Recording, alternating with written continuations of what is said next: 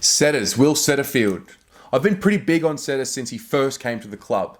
I remember going to watch a practice match in Morwell at the start of 2019, and that was the first time I'd seen him live. And there was a particular play that he made. He extracted the ball out of traffic and did this spin move, and pretty much from that moment, I've been on him. Very, very excited with him. I thought 2019 was important just to get a season under his belt coming off the knee reconstruction. And I was thinking that 2020 was just another year of stabilization and consistency for him leading into 2021. I think this guy can really explode and elevate his game to that, A grade level. Maybe not 2021, but definitely 2022. I think he's building nicely. Now, when you look at his stats in 2020, when you look at him, you see 15.3 disposals a game. It's not breaking the bank. It's not a world beater. However, when you watch him play and you watch what he can do in traffic, it just gets you excited, or gets me excited anyway. He's an elite tackler. He averages 5.3 a game, and that ranks as elite in the AFL. We got quite a lot out of him. He played predominantly in the midfield this year. He played 16 matches, 16 of a possible 17, which was a great return. And his tackling numbers for me are what stood out. My favourite games of his, the Port Adelaide game, he only had the 13 touches, but the 10 tackles were crucial. The following week against North, he had a 21 and 7.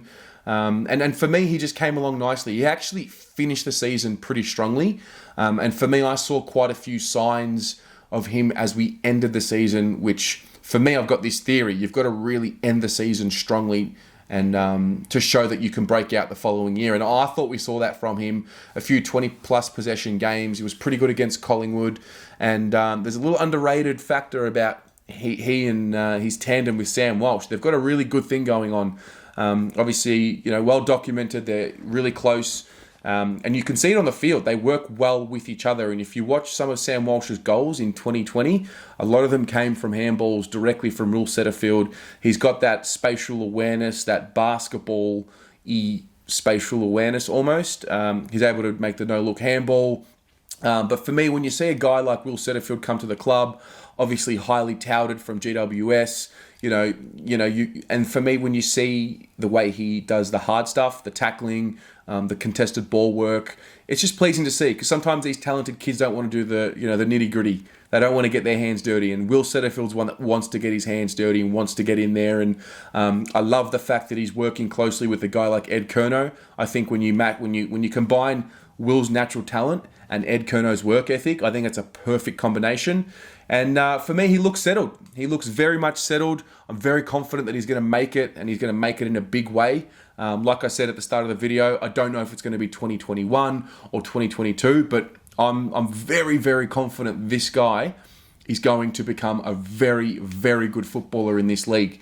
He's only 22 years old. You've got to remember that as well. He's 192 centimetres and 22 years old. So I'm pumped. I'm thrilled with his development. I thought he handled the hub situation pretty well. I thought he found a way to stay consistent throughout the year. And for me, he's. I know we played him on a wing in 2019, and maybe that was good for his development. But for me, this guy is the inside midfielder to help Cripps, to help Ed Curnow. Another guy who I think is going to benefit from having a guy like Zach Williams in the side.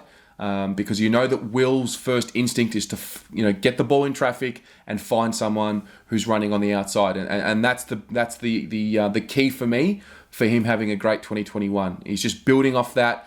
If he can keep the tackle pressure that he added in 2020, if he can keep that steady in 2021, and then add 3 to 4 possessions a game. If we're going to be going up to 20-minute quarters again, or 18-minute quarters, whatever it's going to be, I would expect and hope that he's pushing the 20 possessions per game mark, something around about there.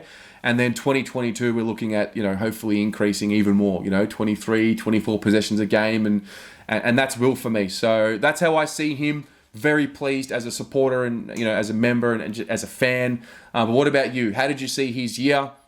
Where do you think he can improve on 2021? And what's the role that you picture him having in 2021? Is it just the same of 2020, or do you want to see him back on the wing like we did with him the year before? Let me know in the comments below.